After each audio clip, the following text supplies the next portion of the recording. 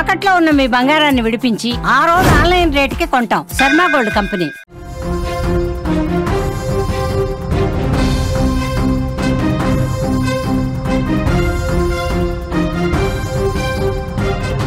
YS కుటుంబం నుంచి మూడో తరం రాజకీయ రంగ ప్రవేశంపై జరుగుతున్న చర్చ ఇవాళకి తెర పడినట్టే కనిపిస్తోంది. వైఎస్ మనవడు వైఎస్ రాజశేఖర రెడ్డి మనవడు వైఎస్ షర్మిల కొడుకు రాజారెడ్డి మళ్ళీ పొలిటికల్ రంగంలోకి రాజకీయ రంగంలోకి అడుగు పెట్టబోతున్నారనే చర్చకు తెరలేసింది. ఎందుకంటే ఇవాళ రాజారెడ్డి తన తల్లి షర్మిలతో కలిసి కర్నూలుకు వచ్చారు. కర్నూలులో పర్యటించారు. కర్నూలు ఉల్లి మార్కెట్లో ఆయన రైతులతో మాట్లాడారు. అయితే హైదరాబాద్ నుంచి బయలుదేరేటప్పుడు రాజారెడ్డి తన అమ్మమ్మ విజయమ్మ దగ్గర ఆశీర్వాదం తీసుకొని బయలుదేరాడు. ఇదంతా చూస్తుంటే రాజారెడ్డి రాజకీయాల్లోకి రాబోతున్నాడని, పొలిటికల్ ట్రైనింగ్ తీసుకుంటున్నాడని చాలా స్పష్టంగా అర్థమవుతుంది. వైఎస్ జగన్మోహన్ రెడ్డికి పోటీగా ఎన్నికల బరిలోకి దిగుతాడా, మామపైనే పోటీ చేయబోతాడనే చర్చ కూడా తెరలేచింది. అయితే రాజారెడ్డి రాజకీయాల్లోకి ఎప్పుడొస్తాడంటూ కర్నూలులో ఆ పార్టీ కార్యకర్తలు కావచ్చు, మీడియా కావచ్చు అడిగిన ప్రశ్నలకి షర్మిల కూడా ఆసక్తికరమైన సమాధానం చెప్పారు. చాలా స్పష్టంగా అవసరమైన సమయంలో రాజారెడ్డి పొలిటికల్ ఎంట్రీ ఇవ్వబోతున్నాడు అంటూ ఆమె ఒక స్పష్టమైన సమాధానం చెప్పారు.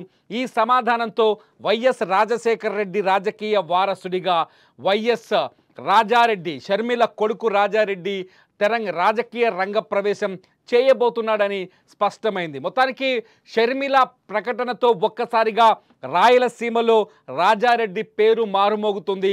సోషల్ మీడియాలో కూడా రాజారెడ్డి పేరు మారుమోగుతుంది.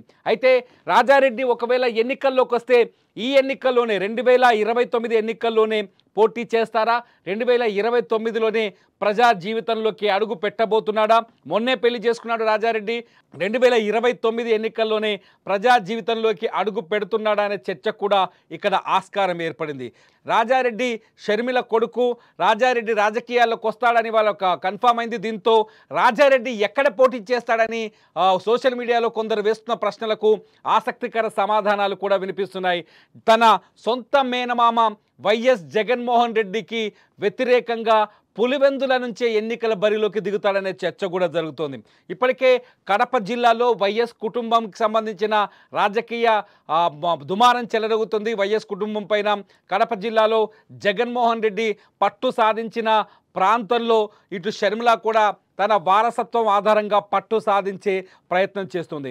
షర్మిల జగన్మోహన్ రెడ్డికి బలమైన పోటీని తీసుకురావాలనే ఉద్దేశంతోనే తన కొడుకుని రాజకీయాల్లోకి తీసుకొస్తున్నారనే చర్చ కూడా జరుగుతోంది. వైఎస్ రాజశేఖర రెడ్డి వారసుడిగా వైఎస్ రాజశేఖర రెడ్డి కాంగ్రెస్ పార్టీ నుంచి ముఖ్యమంత్రిగా ఉన్నప్పుడే ఆయన ప్రమాదంలో దుర్మరణం చెందారు. అయితే రాజశేఖర రెడ్డి రాజకీయ వారసుడిగా రాజారెడ్డి రాబోతున్నాడని, రాజశేఖర రెడ్డి మనవడు రాజారెడ్డి రాబోతున్నాడనే సంకేతాలు ఇచ్చేందుకే ఇవాళ షర్మిల వైఎస్ రాజారెడ్డి ఉన్నాడు, ఆయన్ని కర్నూలు తీసుకొచ్చినట్టుగా తెలుస్తుంది.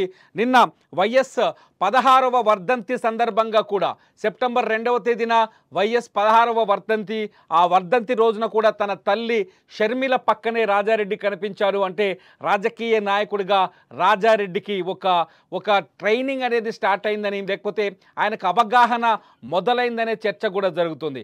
వైఎస్ కుటుంబానికి చాలా అనుకూలంగా ఉండే వ్యక్తులు, వైఎస్ కుటుంబాన్ని అభిమానించే వ్యక్తులకు రాజారెడ్డిని పరిచయం చేసే ప్రక్రియ కూడా మొదలైందని తెలుస్తుంది. రాజారెడ్డి ఎడ్యుకేషన్ అంతా ఇతర దేశాల్లోనే కొనసాగింది. అయితే రాజారెడ్డి పెళ్లి కూడా అయిపోయింది ఇప్పటికే. ఎప్పుడైతే పెళ్లి అయిన తర్వాత స్థిరపడ్డ తర్వాతే రాజారెడ్డిని రాజకీయాలకు తీసుకొచ్చేందుకు షర్మిల ప్లాన్ చేసిందంటూ కూడా సోషల్ మీడియాలో చర్చ జరుగుతుంది. మీడియా అడిగే ప్రశ్నలకు షర్మిల చెప్పిన సమాధానం వింటే ఖచ్చితంగా ఇది ఆసక్తికరంగా కనిపిస్తోంది. రాజారెడ్డి రాజకీయాల్లోకి వస్తున్నాడంటూ షర్మిలనే చాలా స్పష్టంగా ఆమె కర్నూలు వేదిక పైన ప్రకటించారు. ఆంధ్ర రాష్ట్ర రాజకీయాల్లో తప్పకుండా అడుగు పెడతారు. అవసరమైనప్పుడు వైఎస్ రాజారెడ్డి గారు ఆంధ్ర రాష్ట్ర రాజకీయాల్లో తప్పకుండా అడుగు పెడతారు.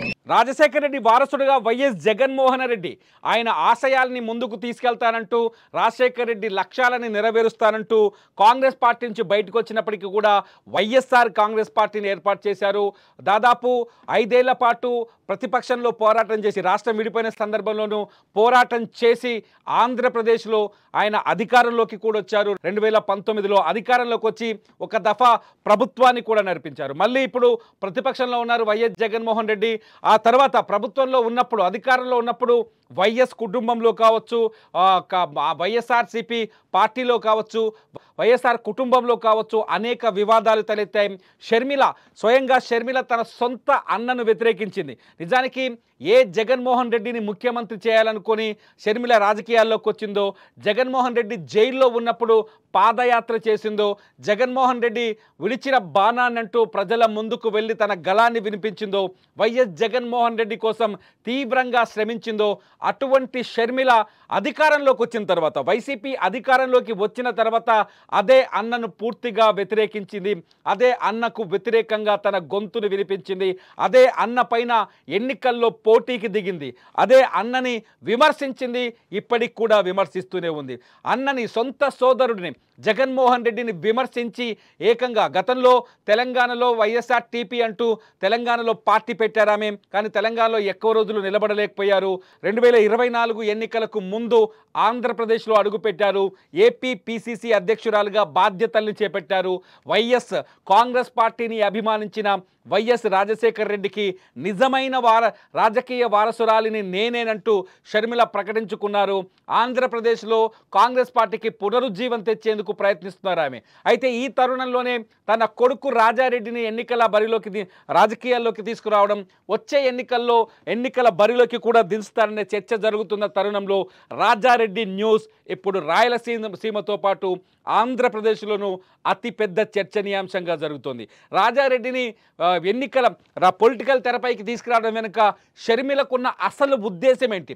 ఒక రాజకీయ ఉద్దేశమే ఉందా, లేకపోతే కుటుంబాన్ని కూడా తన గుప్పెట్లోకి తెచ్చుకోవడం, లేకపోతే కుటుంబంలో జరుగుతున్న వివాదాల నేపథ్యంలో రాజారెడ్డిని ఫోకస్ చేయాలని ప్లాన్ చేస్తుందా? షర్మిల ఉద్దేశం ఏంటనేది మీరు ఈ వీడియో కింద కామెంట్ చేయండి. చూస్తూనే ఉండండి లైవ్ అప్డేట్స్ కోసం సుమన్ టీవీ డిజిటల్ లైవ్, అట్లాగే సుమన్ టీవీ లైవ్.